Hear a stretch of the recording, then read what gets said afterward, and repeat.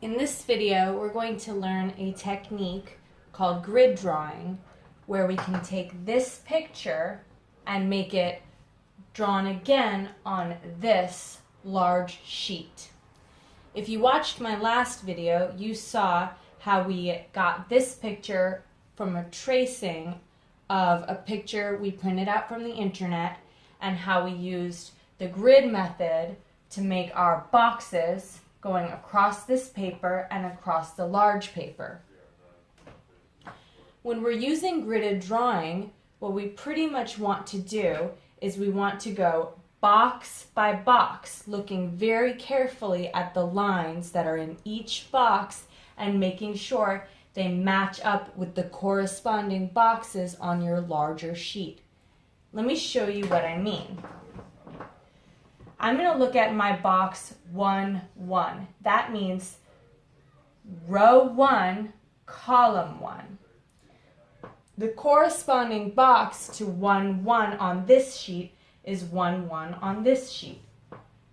There's nothing in either box. That means I'm not going to draw anything here. In fact, I don't see anything in any of these boxes across the first row. That means I don't have to draw anything in any of those boxes either. I don't see anything in any of the boxes running down the first column, so I'm going to leave those blank too. Let's look at box 2, 2. That's this one. The corresponding box is here. Once again, that box is blank. I'm going to move to the side. That's row 2, column 3, right here. Let's find the corresponding box on our sheet. I do see a little piece of drawing on this box. So that means my step is to draw exactly what I see in that box right here. So I see a line, it's a diagonal touching the edge, and then a straight line going down. That's it. I only want to draw what I see in this box. I'm going to move on to the side. Column 4, row 2. I see, again, just a little bit of drawing in this box. So I'm going to go ahead and draw that. A tip I want you guys to remember when we're doing this technique: the best artists are going to be the ones who draw very lightly and very slowly.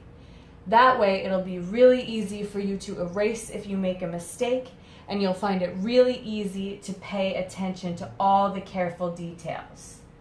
Something that many artists like to do is they like to sketch by making lots of small lines going very, very lightly. If you've practiced a lot, you'll eventually not need to do this. But this is a great way for beginners to start practicing drawing very precisely. Now I can look. This box matches up just about exactly with this box. I have a diagonal going up and then a small diagonal going down to touch the edge. I'm not going to draw anything else in that box. I'm going to move across to my next one, and I'm going to complete the picture using these exact same steps, going box by box.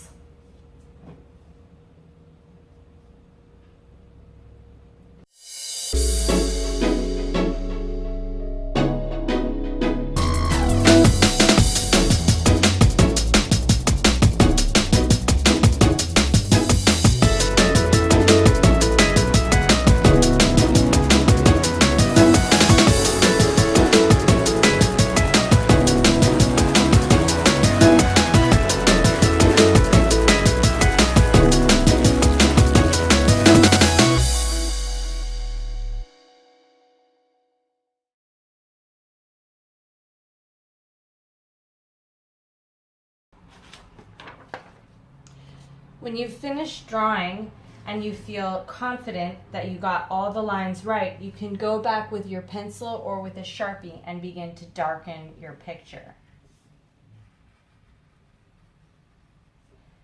Or if you need to, you can use your eraser and start to erase. Couple things that I want you guys to notice. You saw throughout the whole time that I was drawing that I checked and double checked that I was drawing in the correct box. While I was drawing, I found one time that I actually was drawing the hamburger, part of the hamburger, in the wrong box. And so I noticed that, and I was able to take my eraser and fix it so that I started drawing in the correct box. It's important that you guys check throughout the process of drawing that you guys are in the correct box. It also helps if you draw all of the shapes and details in one box before moving on to the next one. This will help you make sure that you are going box by box instead of just following the lines. When you're finished, you should go back and just pick any box and make sure that it matches up. Because when I'm grading your drawing, I'm not going to grade on if you drew the perfect drawing, but I am going to look for evidence that you went box by box, and I'm also going to look for evidence that you drew slowly and lightly and that you took your time throughout the drawing to try and get each of your lines right. Since I really went box by box, I can see that my final drawing is much bigger than the drawing that I started with.